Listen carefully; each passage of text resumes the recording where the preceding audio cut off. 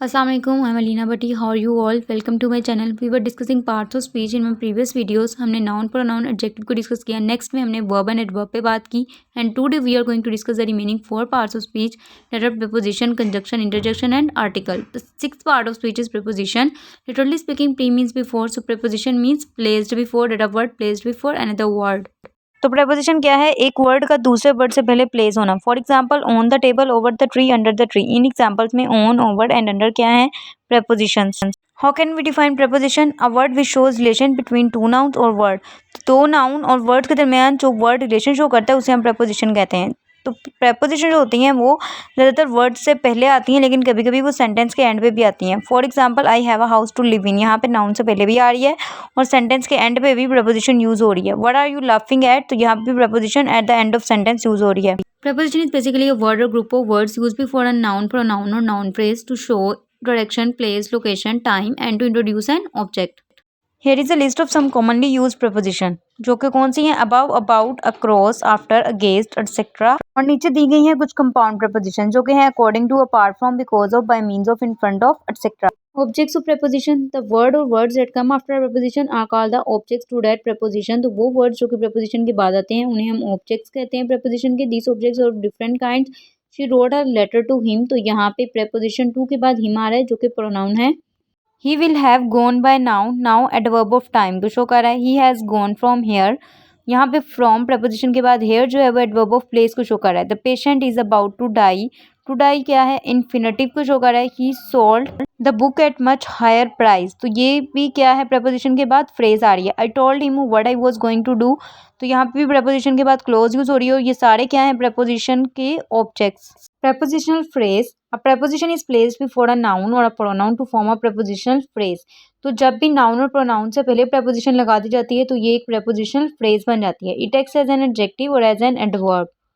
The man in the car is my friend. यहाँ पे noun car से पहले in आ गया है जो कि preposition है. The man in the car यहाँ पे as an adjective phrase work करेगी. The cat under the table is very naughty. The cat under the table भी as an adjective phrase work करेगी. He had the book under his arm. तो ये क्या है? ये under his arm adverb phrase है.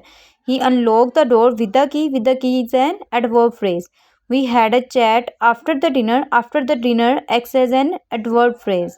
The seventh part of speech is conjunction. A conjunction is a word that joins together words, phrases, clauses और sentences. तो conjunction ऐसा word होता है जो कि words को, phrases को, clauses को, ये sentences को आपस में मिलाता है. For example, Zia and Zakar brothers. Zia and Zakar are two words that are joined by conjunction. He wants to pass by hook or by crook. यहाँ पे दो phrases हैं जिन्हें conjunction मिला रही है. I know that you are my friend. तो यहाँ पे two clauses हैं जिन्हें conjunction join करी है. I called on you but you were not at home. तो यहाँ पे भी two sentences हैं जिन्हें conjunction आपस में मिला रही है.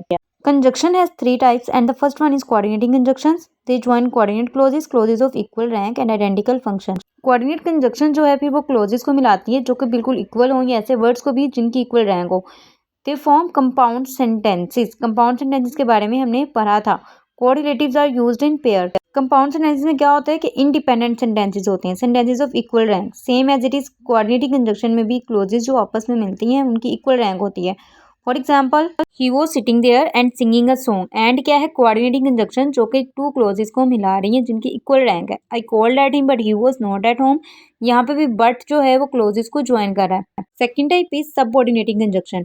दे join the subordinate clause to its principal clause. तो सबऑर्डिनेट कंजक्शन वो है जो कि एक डिपेंडेंट क्लोज को उसकी मेन क्लोज से मिला देती है. It means the tense of the subordinate clause depends upon the tense of principal clause, main clause. They form the complex sentences. Complex sentences कौन से होते हैं? इसमें वन इंडिपेंडेंट क्लोज होती है एंड वन और मोर सबऑर्डिनेट क्लोजेस होती हैं. For example, I knew that he was ill. तो यहाँ पे आई न्यू जो है वो सबऑर्डिनेट है जिसे डैट ज्वाइन कर रहा है मेन क्लोज के साथ. He was ill. I shall play if they ask me. तो यहाँ पे भी एक सबऑर्डिनेट क्लोज को मेन क्लोज से मिलाया जा रहा है. Third type is grouping conjunction. Grouping conjunction is also called correlative conjunction. So correlative conjunctions are made up of two और more words working together as a pair. अब grouping और correlative conjunctions के बहुत सारे काम हैं, जैसा कि ये एडिशन ऑफ एन आइडिया को इंडिकेट करती हैं, कंट्रास्ट को भी शो करती हैं, पेयर्स ऑफ वर्ड और आइडिया को भी शो करती हैं, कंसेशन को भी इंडिकेट करती हैं, कोज और पर्पस को शो करने के लिए भी यूज होती हैं, कंडीशनल आइडियाज को भी इंडिकेट करती हैं. They indicate an alternatives as well. Results को शो करने के लिए भी यूज होती हैं और एक्सप्लेनेशन को भी ग्रुपिंग कंजक्शन शो करती हैं. Next part of speech is interjection.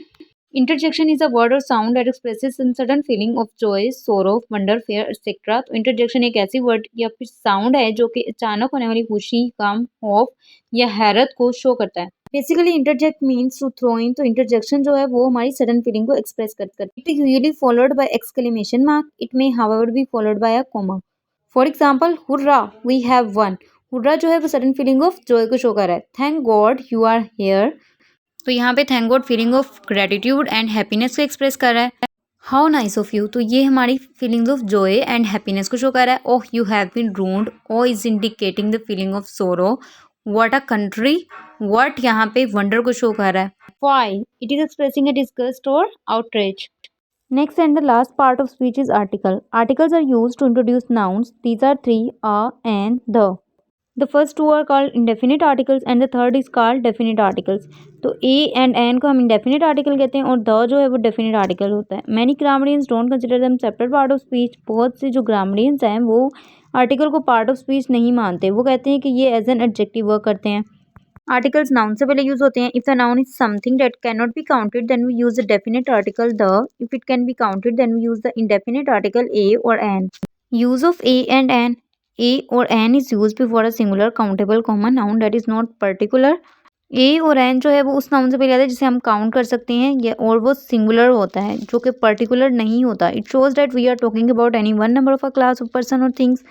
A or n means one. The choice between a or n depends upon pronunciation, not spelling. N is placed before a vowel sound, even if it is written as a consonant.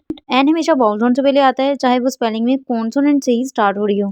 For example, an idea, an egg, an ma and sto. M में हम देख सकते हैं कि ये consonant है spelling में. S भी इस तरह कॉन्सोनेंट वर्ड है लेकिन इनकी साउंड जो है वो वाउल है, इससे पहले एन आएगा. Likewise, we use a before consonant sound even if it is written as a vowel. तो इसी तरह a जो है वो consonant sound से पहले आता है चाहे वो spelling में vowel से ही start हो रही हो. A boy, a university, a 1 rupee note. University and one are the words जो कि हमें पता है कि ये वाउल लेटर से स्टार्ट हो रहे हैं लेकिन हमने साउंड को देखना है. इनकी साउंड कॉन्सोनेंट है इसलिए इनसे पहले आ आएगा. There are another usages of a and an before a noun complement including profession. तो किसी भी नाउन कॉम्प्लीमेंट से पहले हम ए और एन लगाएंगे. अगर किसी का प्रोफेशन के बारे में बता रहे हैं तो भी हम ए और एन लगाएंगे. For example, she is a beautiful girl, यहाँ पे नाउन कॉम्प्लीमेंट है जिससे पहले हमने आर्टिकल ए लगाया. ही इज़ एन इंजीनियर, यहाँ पे भी प्रोफेशन से पहले an. Idiomatically with little and few, तो ए जो है वो लिटल एंड फ्यू से पहले भी आता है. A little money, a few pence. In expressions of price, ratio, speed etcetera. किसी भी चीज़ की प्राइस, रेशो या स्पीड बतानी हो तो उससे पहले भी हम ए और एन लगाएंगे. For example, 50 miles an hour, 10 rupees a dozen. In exclamation before singular noun. तो एक्सक्लेमेटरी सेंटेंसेस में भी सिंगुलर नाउन से पहले हम आर्टिकल्स ए और एन का यूज़ करेंगे. तो इसके साथ होता है हमारे पार्ट्स ऑफ स्पीच का एंड और बहुत से नए टॉपिक्स का start. I hope you understand this topic and if there is any confusion you can ask me in the comment section. So please subscribe to my channel and stay tuned for the next videos. Okay, take care. Allah Hafiz.